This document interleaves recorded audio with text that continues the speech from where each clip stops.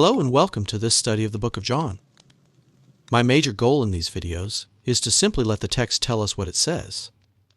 The only preconceived notions I'm going to bring to this study is the Creator's 5 attributes I've previously discussed on this channel. As is the case with any documents written 2,000 years ago, some historical context may be needed. I'll, however, rely mainly on other ancient writings for historical information. The goal in examining any texts is to determine what is being said to the original listeners. If we can determine what God is saying to them, then we can know what God is saying to us. I'm not interested in new, modern theological doctrines from theologians. The Creator is all-knowing and unchanging. He is capable of giving His message to ancient people in the way that they can understand. And He's capable of preserving His words for us in the way that we too can understand. If the original listeners can know God's message, then we can surely arrive at the same knowledge. With that said, let's see what the book of John has to say.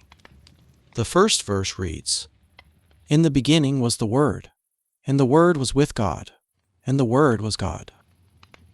The phrase "in the beginning" is clearly a reference back to Genesis 1:1. In the beginning God created the heavens and the earth. Where there it says, "In the beginning God," here it says, "was the Word." Word appears to be used like a proper name. We then get this phrase, "The Word was with God, and the Word was God." Is the Word a name for God? Even though I've read the book of John many times, I still will ask myself questions like this, as if it was the first time reading the passage. Let me show you what I do when studying a word in the Bible. First, let's see how it's used elsewhere in the Bible. BibleGateway.com is a resource I like to use to look up words and phrases found in different translations. Here I can select the translation I want to use, and in this search box, I can enter the phrase I want to look up. We're looking to see if word is used as a proper name elsewhere in Scripture. So let's try an exact phrase, the Word. There are 449 results. Scrolling through these, I see the phrase is used in reference to what God says. This makes sense. After looking through all these verses, I can't find elsewhere word is used as a proper name. Let's then look at the original language and see if there's some historical context. For the Greek, there are 2 sources I use the most, codexsinaiticus.org and blueletterbible.org. The Sinaiticus is the oldest complete manuscript I found available online, and this manuscript was written sometime after 325 AD. There are many Greek sources, and I can compare the Sinaiticus text against these. Let's look John 1:1 up on Blue Letter Bible. Here I can type in John 1:1 and select ESV. Then click on the verse link here. Down here where it says Word, it shows the Greek, logos. Strong's G 3056. Logos. Logos. This number G 3056 is Strong's number. James Strong was this guy who went through the Bible and tried to give every Greek and Hebrew root word a unique number. You can click on this number, and it will bring up some definitions. I'm actually interested in this area over here called concordance results. This concordance lists every verse where the Greek word is used. From these other uses, I can determine the meaning in the Greek for myself. Last thing I like to do is copy the word into Google and see how it translates the word. That's interesting. It translates it as reason. If I copy the whole verse, it translates it as speech. Clearly, there's more meaning here than simply meaning a word. I did some more research, and here's what I found. The word logos does literally mean word, discourse, or speech. However, in Greek culture, in the 1st century, the word does carry more meaning. The Greek philosopher Heraclitus used the word to denote the rational order of the universe. To the Greek, logos is the underlying structure of the world which binds and holds everything together. In a world of change, it's the one thing which remains constant, so to speak. In my internet research, I found this quote by Heraclitus: "Listen not to me, but to the Logos." In other words, listen to reason. In John 1:1, John is referencing a concept the Greek speaker would be familiar with. Don't worry, we won't have to examine every word in this way. I don't intend for these videos to be another Bible commentary, but I want to show how I personally study and determine the original meaning of the text. This way, you can do your own research, and we can arrive at the same understanding. So, what is Logos? Let's move on to verse 2, and let the text define itself. He was in the beginning with God. And in verse 3, all things were made through him, and without him was not anything made that was made. So Logos is a person, as indicated by he and him. And he was God, and with God in the beginning. Everything was made through him. As it says in Colossians chapter 1, verse 15, he is the image of the invisible God, the firstborn of all creation. For by him all things were created, in the heavens and on earth, visible and invisible, whether thrones or dominions or rulers or authorities. All things have been created through him and for him. He is before all things, and in him all things hold together. Verse 4 and 5 introduce two more important words. In him was life, and the life was the light of men. The light shines in the darkness, and the darkness has not perceived it. These three words, the word, life, and light, are going to come up again in the text. In fact, if you're using a physical copy of the Bible, I'd highlight these three words. The idea of logos denotes reason in the Greek mind, but life and light would be two new concepts. The Greeks believed after a person died, they existed as shades, shadows of their former selves in a plane of darkness. The text, however, reveals a new glorious idea. The Word brings life and light. Only God can give life. Only God gives light. It says in the Psalms, "For with you is the fountain of life. In your light do we see light." And again, "For you have delivered my soul from death, yes, my feet from falling, that I may walk before God in the light of life." Light is symbolic for knowledge, consciousness, being awake, or having your eyes opened. In darkness, there's no understanding or comprehension. Spiritual understanding is only found in the Word, logos. Only through knowing the Word can we gain life. Verse 6. There was a man sent from God, whose name was John. This isn't the same John as the writer, but is John the Baptist or John the Baptizer. He came as a witness, to bear witness about the light, that all might believe through him. He was not the light, but came to bear witness about the light. The true light, which gives light to everyone, was coming into the world. Various theologies, religions, philosophies, and teachings have tried to be the source of light. But our conjectures, our opinions, are not the light. The true light, which gives light to everyone, is the Word, which was coming into the world. He was in the world, and the world was made through him, yet the world did not know him. He came to his own, and his own did not receive him. Here verse 10 says, "The Word is the Creator," by the phrase, "The world was made through him." So not only is the Word with God in the beginning, but is God, and the Word created the universe. Verse 12. But to all who did receive him, who believed in his name, he gave the right to become children of God, who were born, not of blood, nor of the will of the flesh, nor of the will of man, but of God. This is good news. In order to become a child of God, we must receive him. Here's something I'd like to do. I'm going to make a list, and I'll call it How to Become a Christian. And on this list, I'll add this verse. In order to become a Christian, you must be a child of God by receiving him, believing in his name. Let's not read too quickly, and risk assuming we fully understand. How would someone, hearing this for the first time, in the first century, understand what's being said? How do we receive him? Let's take a closer look at verse 12. We receive him by believing in his name. Notice it doesn't only say believe, but believe in his name. Remember, we're talking about the person called the Word or Logos. What does in his name mean? In our modern democratic society, we don't use this phrase a lot. But for most of history, there was an absolute ruler.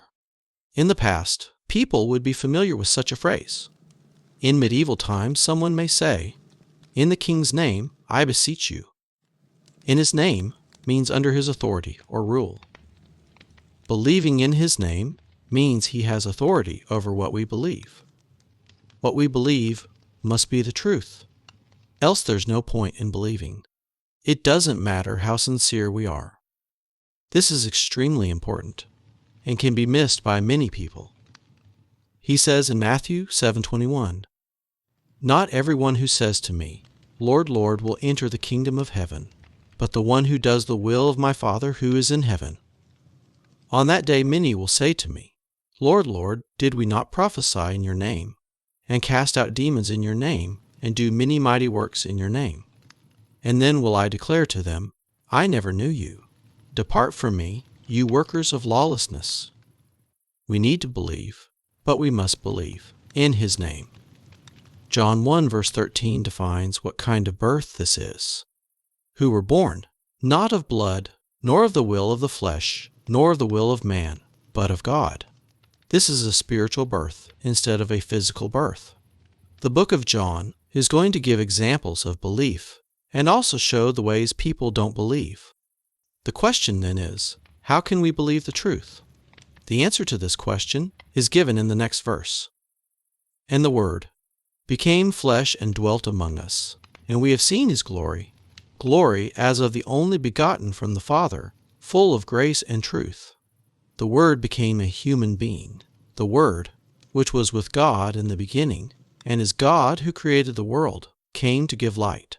He is the Creator, giving light in darkness, proclaiming the truth, so that everyone who receives him may have eternal life. Verse 15 through 17 goes on to say, "John bore witness about him, and cried out, 'This was he of whom I said, He who comes after me ranks before me, because he was before me. For from his fullness we have all received grace upon grace. For the law was given through Moses, grace and truth fulfilled through Jesus Christ.'" Here the Word is compared to two other people, John the Baptizer and Moses. The Word is greater than John because he existed before John, and he, the Word, is greater than Moses because he reveals the truth. Jesus Christ is the Word. Verse 18, "No one has ever seen God, the only begotten God, who is in the bosom of the Father. He has made him known." In my Exodus episode, I pointed out Moses and 72 others saw God. Then Moses, Aaron, Nadab, and Abihu, and 70 of the elders of Israel went up, and they saw the God of Israel. Under his feet, it appeared like there was a pavement of sapphire stone, clear like the heavens themselves. Exodus 24:9. So, there's an apparent contradiction here. How can John say, "No one has ever seen God," when others like Moses have seen God? I'm using this supposed contradiction as an example. As we read, we'll have such questions. This is okay. When this happens, use them as a sign. Pause and examine the text more closely. Who is the writer talking about? What point is he making? From the previous verse, John is talking about Jesus Christ. The point he's making is how close he is to the Father. He's in the bosom of the Father, or as some versions say, he's at the Father's side. John is contrasting the relationship the Father has with the Son with all those who came before Jesus. Moses didn't have this relationship. In Exodus, read the next verse. "And he did not lay his hand on the chief men of the people of Israel. They beheld God and ate and drank." he did not lay his hands on them indicates they had reason to be afraid. They didn't have this relationship. Only the Son of God, the begotten God, has this relationship with the Father. Seeing in John 1:18 isn't seeing with physical eyes. Like light, it's symbolic for spiritual understanding. Only the Son knows the Father because he has seen the Father, and he, the Word, Jesus Christ, has made him known. He is the one begotten God, the Logos, the light who has seen God and is loved by God the Father. As we read, we may come across apparent contradictions. Anytime this happens, we must first ask ourselves, is this contradiction inherent to the text, or does it reveal a lack of understanding on the part of the reader? No matter what text we read, we must consider the latter. John chapter 1, verses 1 through 18, is a prologue, which doesn't only proclaim Jesus as God, but also describes this relationship and nature the Son of God has with the Father, both being the one true God. John then gives the testimony of John the Baptist. Remember, rare events can't be evidence. True miracles are supported by prophecy of the event. The Creator can do the impossible, but to know God is truly working, these impossible events must be clearly stated before their occurrence. Anyone with enough power and influence and delusions of grandeur can rise to the status of a God King. However, if the true Creator comes in human form, this impossibility must be prophesied. Then there's no room for doubt. The Creator would give us the evidence we need. John the Baptist is a prophet. He's announcing the work God's doing before it occurs. Through John the Baptist, the Creator's making his intentions clear to us. Let's read this testimony. Verse 19, "And this is the testimony of John, when the Jews sent to him priests and Levites from Jerusalem to ask him, 'Who are you?' He confessed, and did not deny, but confessed, 'I am not the Christ.' And they asked him, 'What then? Are you Elijah?' He said, 'I am not.' 'Are you the prophet?' And he answered, 'No.' So they said to him, 'Who are you? We need to give an answer to those who sent us. What do you say about yourself?' He said, 'I am the voice of one crying out in the wilderness, make straight the way of the Lord, as the prophet Isaiah said.'" John quotes Isaiah chapter 40, verse 3 through 5. A voice cries in the wilderness, "Prepare the way of the Lord. Make straight in the desert a highway for our God. Every valley shall be lifted up, and every mountain and hill be made low. The uneven ground shall become level, and the rough places a plain. And the glory of the Lord shall be revealed, and all flesh shall see it together, for the mouth of the Lord has spoken." In verses 24 and 25, we read these people were sent by the Pharisees, and they are asking why John the Baptizer is baptizing. I'd like to cover in detail why the Pharisees are questioning John about baptism. Various religious organizations have different ideas on what baptism is. Examining all these different religious viewpoints makes it difficult to know what to believe. However, all that's important is how these Christians viewed baptism in the first century. If we know how they understood baptism and its purpose, then we'll know how we need to understand it. If people look at baptism differently today, it doesn't matter to me. The Creator is unchanging. The message He wants to convey would be unchanging as well. So-called theologians would only change God's message if they lack knowledge, or worse, if they don't like what He originally said. As a Christian, I only have one teacher. Everyone else are tutors and fellow students. I'm going to pause here. Next time, we'll look at the historical context about baptism. Understanding the story of John the Baptist will tell us a lot about Jesus. Thank you for watching.